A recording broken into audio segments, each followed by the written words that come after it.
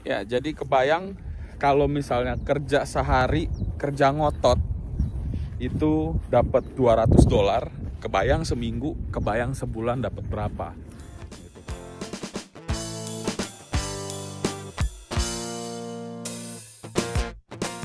Halo, selamat pagi semuanya.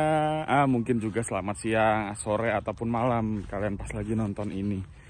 Jadi, untuk kalian yang udah pernah nonton ada Gojek di Australia, beneran gak sih ada Gojek di Australia? Nah, itu ada di channel gua. Nah, terus sekarang gua mau bahas gimana sih caranya bisa dapat kerjaan ojek online di Australia. Gimana caranya ya?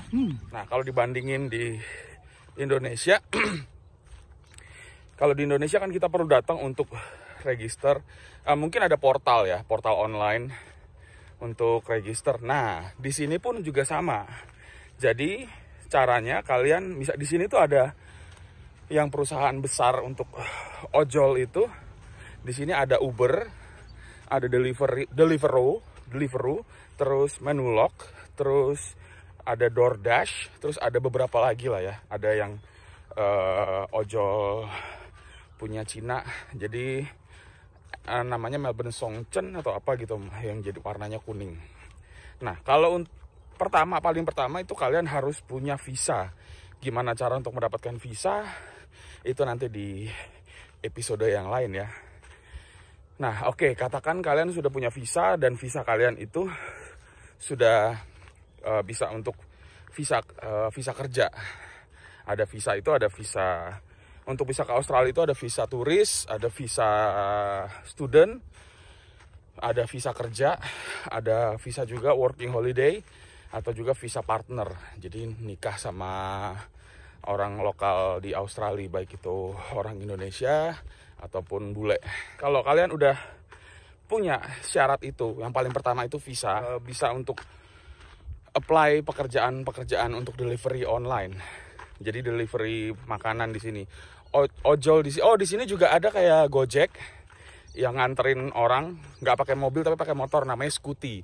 Itu kalian juga bisa. Itu untuk di Melbourne CBD atau di pusat kota Melbourne. Itu yang gue tahu ya. Jadi kalian register nama itu di portal online. Yang pernah gue lakukan itu ya di Uber, terus Menulog, sama Deliveroo, sama Foodora dulu. Cuma Foodora sekarang udah nggak ada.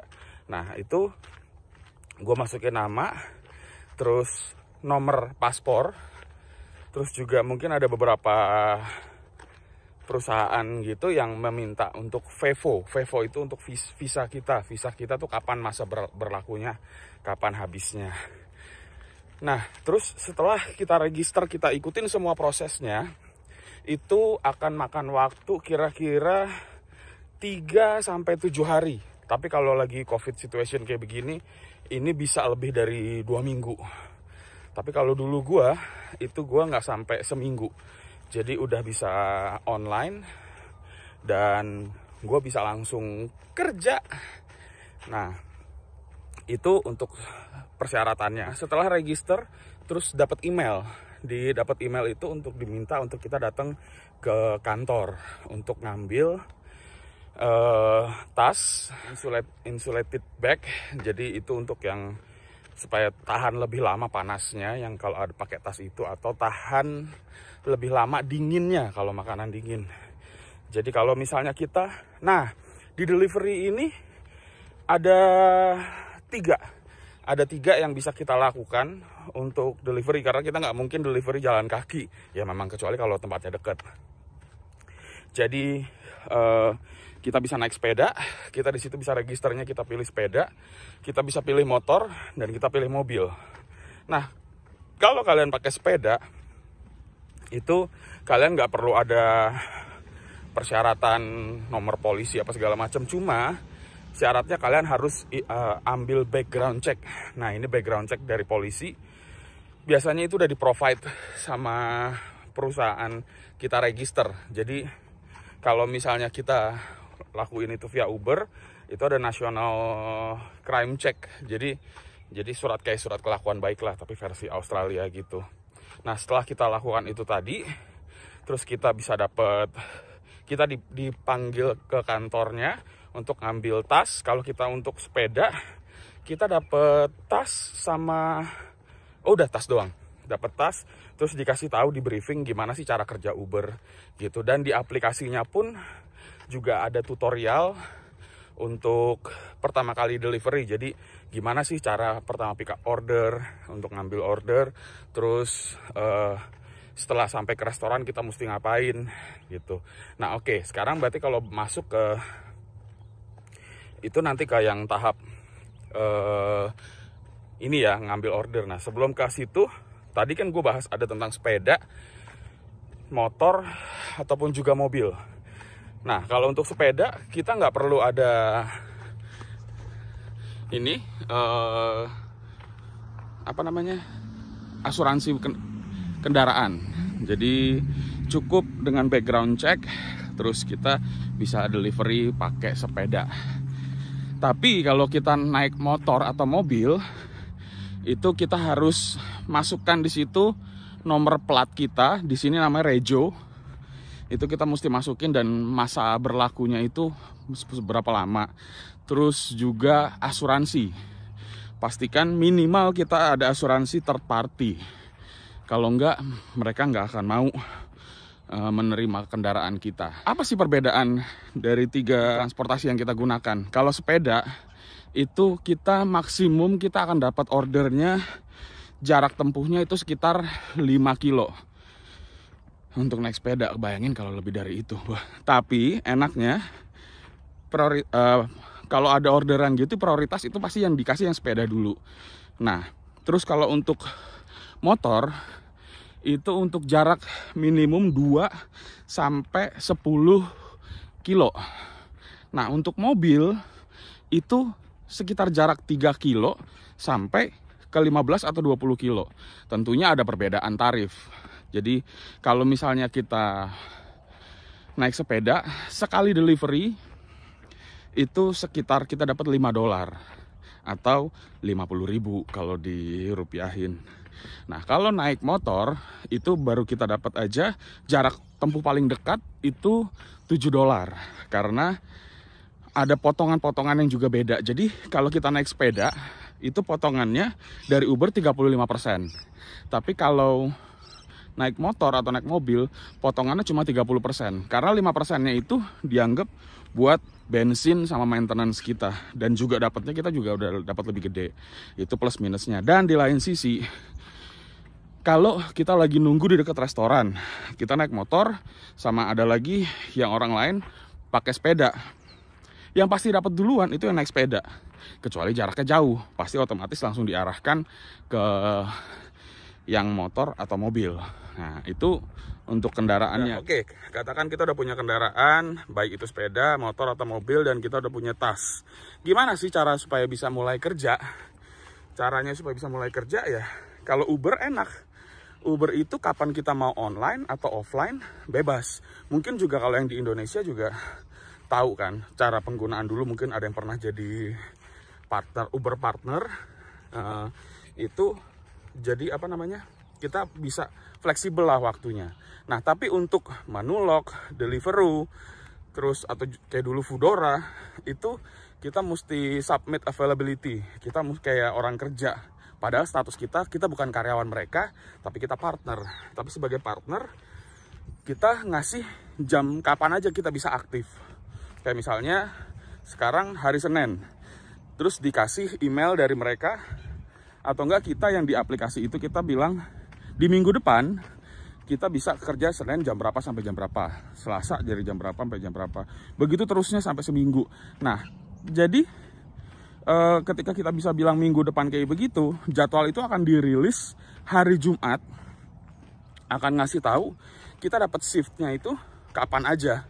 Jadi nggak kita bisa available nggak akan dikasih kayak 24 jam untuk bisa delivery gitu. Dan dan kalau untuk kerja di Uber, kalau kita online itu maksimum 12 jam. 12 jam dalam sehari, dan kita harus ada waktu istirahat, itu dikasih waktu istirahat 6 jam. Itu 12 jam kalau kita forsir. Terus kalau misalnya kita on and off, katakan kita udah kerja 2 jam, kita off cuma sejam, itu ya freeze dulu sejam, terus baru nanti mulai lagi kan gitu.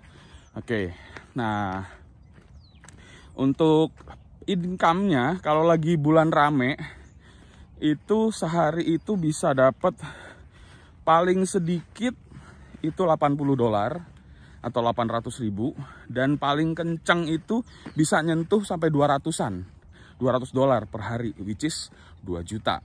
Jadi jangan kaget ya, karena memang di sini rate-nya gede tapi biaya hidup juga tinggi. Nah, terus sekarang masuk ke bagian delivery-nya. Jadi kalau kalian udah semua udah oke dan kayak berasa deg-degan, aduh gimana sih ini first time nih mau mulai ini, gimana ya caranya? Nah, itu kita masuk ke aplikasinya, pastikan kita tuh udah siap dulu.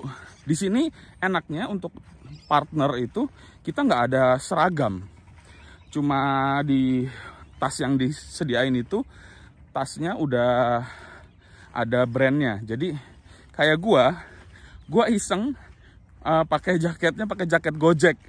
Tujuannya cuma satu, gue bukan mau di endorse Gojek atau apa, bukan. Tapi gue lebih ke yang kalau di sini kan banyak orang Indonesia. Kalau orang Indonesia ngelihat jaket, kalau gue katakan gue pakai jaketnya jaket batik, oh ini deliverynya orang Indonesia nih gitu. Ya cuma gitu aja, tapi nggak akan nyapa. Dan ketika gue pakai jaket Gojek, itu terbukti bahwa orang-orang Indonesia atau orang bule yang udah pernah ke Bali atau ke Jakarta atau pokoknya ke Indonesia, itu mereka pasti akan ngomong Gojek, wah ada Gojek. Nah terus yang orang Indonesianya di sini juga nyapa, Mas ada Gojek ya di sini.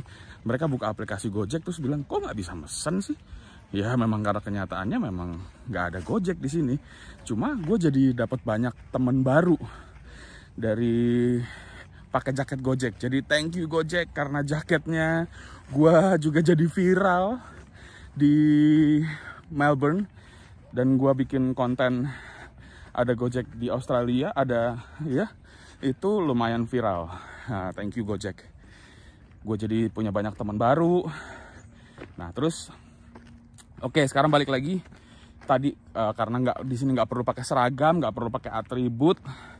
Kalau kayak tas dari Uber Eats aja juga cuma tas hitam, nggak ada brandnya. Tapi kalau misalnya kita pakai pakai Deliveroo, Foodora, Manulog, itu semua ada logonya, ada warnanya tersendiri. Kalau Manulog warnanya hijau, Foodora warnanya pink, Deliveroo warnanya hijau Tosca. Kayak HP T10 dulu ya, zaman dulu banget, Ericsson T10 ya, generasi tua.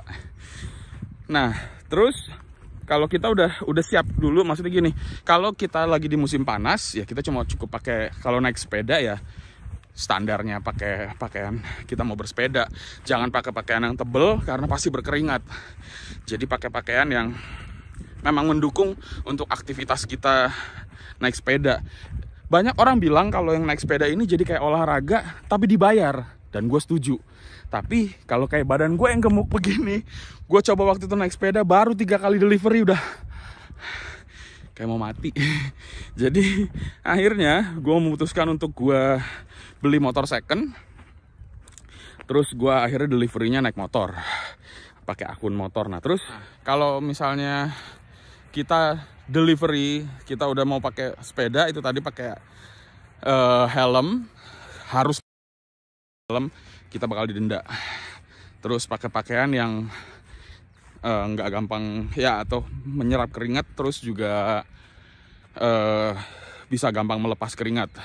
Kalau naik motor, kalau di musim panas, cukup pakai atribut gear yang pelindung tangan, pelindung kaki, sama helm pastinya.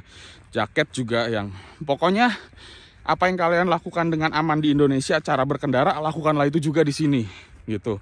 Terus kenali dulu peraturan-peraturan, jangan delivery sebelum tahu lalu lintas di sini, karena kita akan taruh handphone kita di dashboard kalau mobil, atau kita taruh di stang kalau motor. Kita mesti udah sebelum kerja delivery ini kita udah mesti familiar dengan GPS, familiar dengan peraturan-peraturan. Kayak kalau di city maksimum kecepatannya 40 km. Dan lebih dari itu ada speed cam. Kena speed cam $300. Atau misalnya ketahuan ada polisi disuruh pinggirin, ya $300 gitu. Terus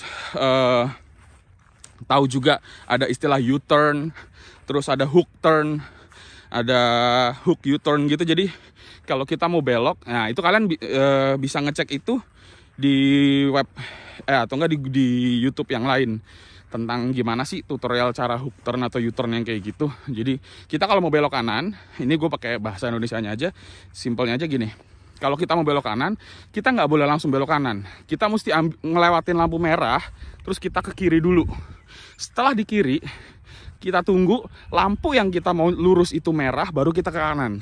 Jadi kita beloknya barengan sama mobil yang dari sebelah kiri. Jadi ketika mau lampu kiri baru mau hijau, baru kita jalan. Agak ribet ya gitu. Dan juga ada kalau kita mau belok ke kanan, nggak ada tulisannya hook turn kayak begitu, kita bisa ke kanan, kita lewatin lampu merah. Kalau di Indonesia kan kita nunggunya di belakang lampu merah kan. Kalau di sini boleh selama lampu hijau kita tunggunya, tapi nggak boleh nyebrangin jalur lawan, karena kalau kita nyebrang itu ya ditabrak. Dan hanya di sini asuransi neken banget, jadi hati-hati. Pastikan kalian patuh, terus ada asuransi ya, karena untuk mencegah hal-hal tadi. Karena di sini kalau nabrak itu biaya untuk betulin itu sangat mahal. Nah, jadi kita udah siap dengan segalanya itu. Terus kita buka aplikasi, berdoa ya, supaya dapat banyak order, supaya selamat, supaya terhindar dari kecelakaan, supaya rezeki dimudahkan oleh Tuhan. Nah terus oke, setelah kita berdoa, kita kalau Uber ya biasa online. Nah ketika online, terus ada orderan masuk, kita pencet, terus itu kita akan diarahkan ke restorannya. Nah diarahkan ke restoran, itu nanti ada nomor ordernya. Jadi kita, kalau di Indonesia itu kita ngantri, kita yang mesen. Saya mau mesen ini segini terus tunjukin gitu kan, ini pesanannya. Kalau di sini enggak, kita dapat order, kita langsung ke restoran. Kita langsung ke restoran, cuma sebutin nomor order, karena di restoran pun juga mereka udah ada mesinnya, dari Uber atau dari Manulog atau dari Deliveroo. Jadi kita nggak perlu yang mesen. Jadi kita datang cuma nyebutin nomor order, dan nggak sampai 5 menit itu makanan udah jadi. Karena pas ketika kita dapat order dari food delivery partner, dari food delivery ininya, baik itu Uber atau misalnya Manulog atau Deliveroo. Nah ini gue balik, wah cahaya gue jadi begini muka. Nah gini lebih baik. Nah kalau kita udah gini, jadi kalau kita dapat request di HP, itu nggak cuma kita yang dapat request, tapi juga restoran dapat request. Jadi ketika kita accept, restoran itu tadi, jadi restoran duluan dapat suruh bikin makanan, terus begitu mereka accept, jadi baru abis itu mereka akan, bukan restoran tapi penyedia jasanya, baik itu Uber atau Manulog atau Deliveroo gitu, itu mereka yang akan cari driver di sekitar situ, atau yang lagi dalam shift, dalam kerja kalau Manulog kayak Deliveroo. Tapi kalau Uber, mana yang paling dekat dengan restoran. Nah terus ketika kita klik, kita pilih, kita terima request itu, Uber akan balik lagi ngasih tahu ke restoran bahwa kita udah on the way. Kita on the way untuk ngambil makanan.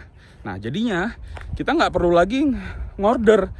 Nah jadi kita tinggal bilang aja, oke kita sampai gini, hi, I'm picking up for Uber Eats. Nah terus tinggal kita sebutin nomor. Biasanya restoran akan bilang, oke, what's your order? Tinggal kita bilang, sebutin 3 atau 4 angka di belakang. Baik itu Manulog atau Deliveroo juga gue gitu. Gini, hi, I'm picking up for Manulog. Hi, I'm picking up for Deliveroo. Biasanya kalau rame mereka akan minta nomor order. Tapi kalau sepi, ya udah tahu. Ya karena memang cuma kita yang bakalan ngambil ke situ. Nah, udah ambil, Kalau kita lama nunggu, sistem akan detect kalau kita nunggu, dan mereka akan notify, ngasih tahu ke restoran untuk lebih cepat, dan juga ngasih tahu ke customer. Jadi bukan kesalahan kita kalau kita nunggu. Setelah nunggu makanan selesai, kita pilih collect order, terus kita swipe ready to go atau ready to drive. Terus selanjutnya akan keluar GPS. Nah, di situ kita bisa milih mau pakai Google Maps, mau pakai Waze, atau mau pakai Apple Maps, atau apapun yang lainnya lah gitu. Itu langsung disediain. Nah, kita mau pilih defaultnya apa untuk GPS kita. Kita anterin. Begitu udah keluar GPS dan udah kita sampai ke tujuan, kita tinggal ketok, atau kita telepon, atau kita teks, bilang kita udah sampai.